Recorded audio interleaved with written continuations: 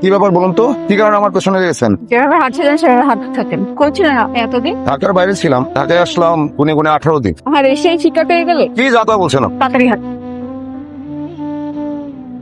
ম্যাডামের নতুন গল্পের স্ক্রিপ্ট কি এইমাত্র ঘটে যাওয়া অ্যাডভেঞ্চার? ঠান্ডা হয়ে বসেন।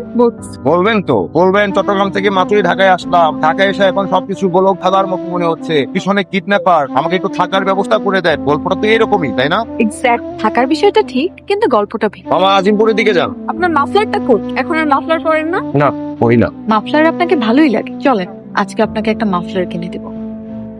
ভালো কোনো রেস্টুরেন্ট নেই? আছে একটা সামনে, চলো বসি। আমার সাথে ইঁদুর বিড়াল খেলার কি কারণ, এটা এখন নিশ্চয়ই বলতে তোমার কোনো সমস্যা নাই। আমাকে কয়েকদিন লুকিয়ে থাকার জন্য একটা জায়গা দিতে পারবেন? আপনার বাসায় কে কে থাকে? আমি তো 2 রুমের একটা বাসায় থাকি। এক রুমে আমি থাকি, আরেকটা রুমে অন্যজন। আমি গত 4 মাসের বাসা ভাড়া দিতে পারিনি। রাতে বাসায় ঢুকি বাসার জানালা দিয়ে, বিশেষ করে যখন বাড়িওয়ালা ঘুমিয়ে পড়ে। প্লিজ অন্তত আজকের রাতটা থাকার ব্যবস্থা করে দেন। চলো দেখা যাক। রেস্টুরেন্টের বিল? ওটা চিন্তা করবেন না, ওটা আমি দেখছি। বসেন, দিয়ে আস। এই পরাগ, বাড়িওয়ালা কি বাসায় আসছে? মনে হয় এখনো আসে নাই। আচ্ছা শোন, আমি তো একটা কাজ করে ফেলছি তোকে না বলে। আমি হুট করে বিয়ে করে ফেলছি। কি বলিস? এখন হ্যাঁ, কই যাবো? নিয়ে উঠতে হবে না বাসায়? ঠিক আছে, তাড়াতাড়ি চলে হ্যাঁ আয়। হ্যাঁ ঠিক আছে। হ্যাঁ, থ্যাংক ইউ।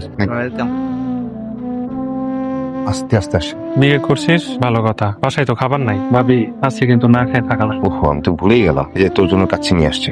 ধর। ঠিক। তুমি যা ভাবছো তা না। মানে ধরো লোকজন তোমাকে আমাকে নিয়ে স্যান্ডেল ছড়ালো, আমার তো কিছু হবে না, কিন্তু তোমার।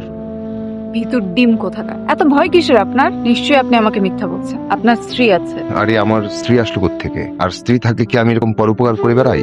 ও আচ্ছা, তাহলে আপনি এভাবে সবাইকে বড় উপকার করে বেড়ান? হ্যাঁ, না মানে এরকম পরোপকার না। যাই হোক, তুমি ঘুমাও।